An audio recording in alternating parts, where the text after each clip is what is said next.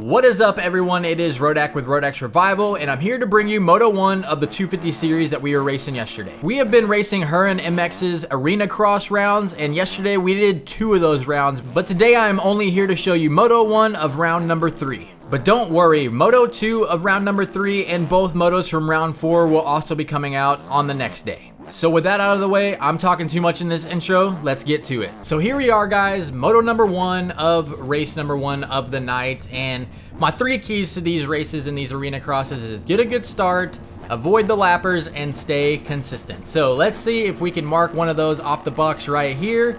And I think we are going to get a pretty good decent jump, almost get a wheel out right there, and it looks like I am coming out with this whole shot. Look at this, perfect start, cut off the inside angle, perfect, could not ask for better. And then I go and do this, I clip it just a little bit, and I think I get bumped from behind, I go off the track, and then I'm in the wall. I have to back up, not a good start.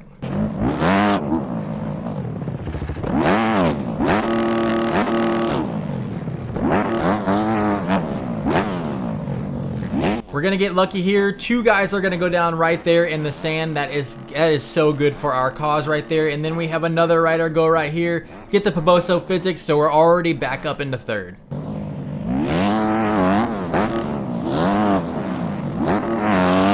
The problem is, though, I see D is already out front, and I'm like, man, this dude is consistent and he is fast. We need to get up to 2nd as fast as we can. And that opportunity presented itself right there with that rider going down. So now we're in 2nd and the chase begins.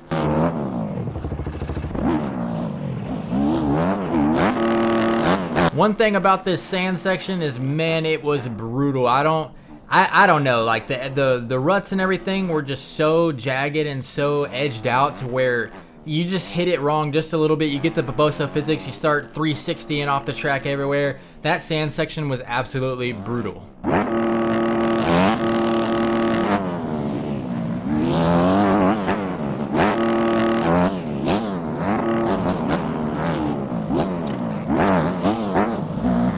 So like right there, I just took it slow in that corner, because if I would have gassed it, I would have went up on the edge of that rut and I would have been flown into those stands. But you can see just how it was basically just survival mode through those sand section every single time. I had a plan of what I wanted to do every time, but 95% of the time it got messed up by hitting some sort of square edge or something.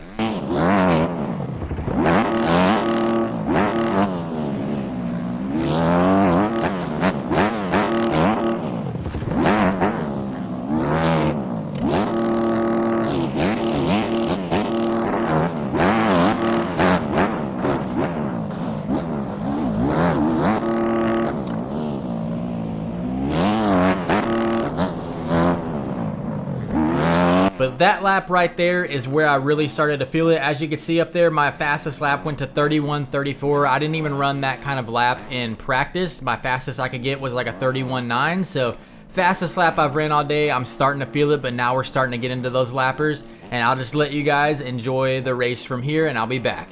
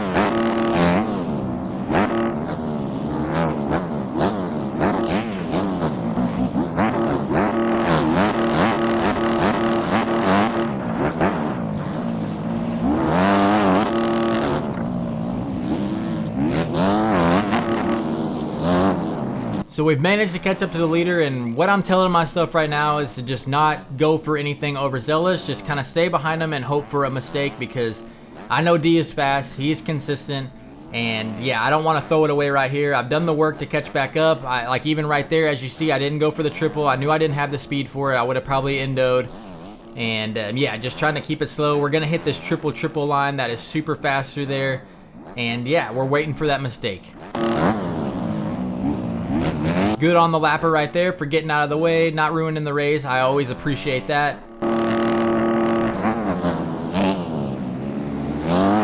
And then right there was a mistake we're looking for. D goes down and I take the lead, and I'm actually not nervous at this point. I'm like, all right, I'm feeling confident. I feel like I got a good flow on the track.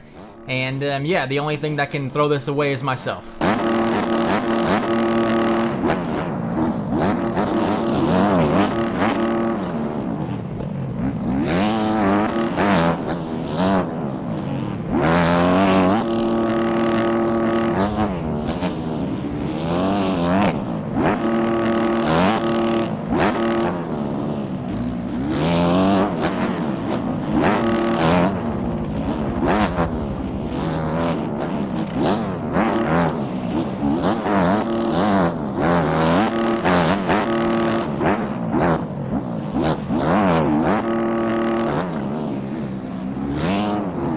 This was my first time ever being out in front in one of these races, and oddly enough, like I said, I felt confident. D is right there on me. He is only a second back, so one mistake and I'm cooked. But I don't know, like I said, I'm feeling good. I feel like I got a good flow going. I'm just locked in, and everything is going good and according to plan at this point.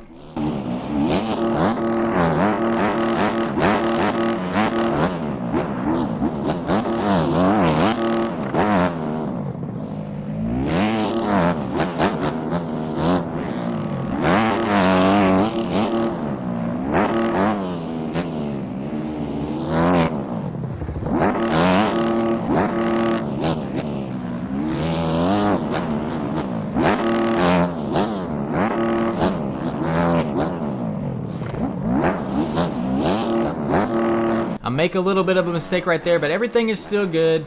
I know D is still behind me. Like in my head, I'm like, I just can't make a mistake, a big mistake. You can see him over there coming across the other side of the track, so I'm keeping that gap pretty much consistent right there.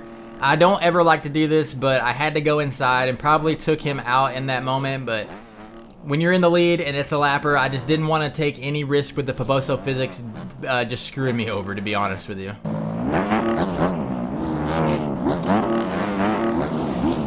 And in one instant, everything from confidence can be thrown away. I'm going to go down by running into a lapper. I do believe that was my fault, or it was equally both our faults, but I could have avoided them better. Now D is right on me.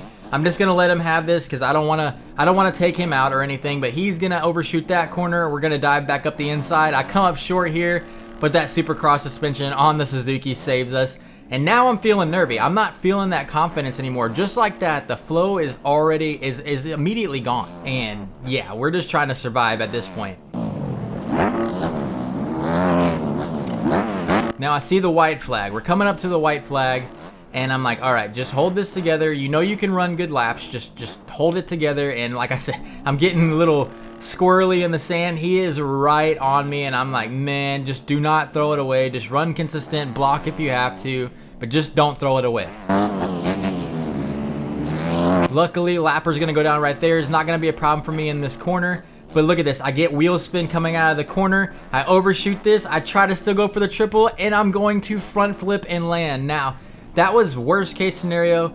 Don't want to crash, but the front flip honestly saved me from having to get up because he's going to make a mistake there. I don't mean to run into him, but I get around him still in the sand. We have 2 corners to go. I'm just trying to survive. I take a peek back. I see that he's dealing with a lapper, I believe, and we're going to come around for my first ever moto win in the series. Now, in that moto, we only had 6, but D is super fast. If you go back to the 125 race, I believe he won one of those motos and he beat me by 40 seconds. So whether it was a full lobby or not, I'm still proud about the win because I stayed consistent for the most part through the whole entire race. Was able to keep my cool, run laps under pressure with somebody pressuring me the whole time. So I see that as progress from the grind that I've been putting in. So yeah, hope you guys enjoy the video. Leave a like or a comment, and please subscribe if you can. And like I said, Moto 2 from this race and both motos from the other race will be coming out tomorrow, so be on the lookout for those, and I will see you guys there.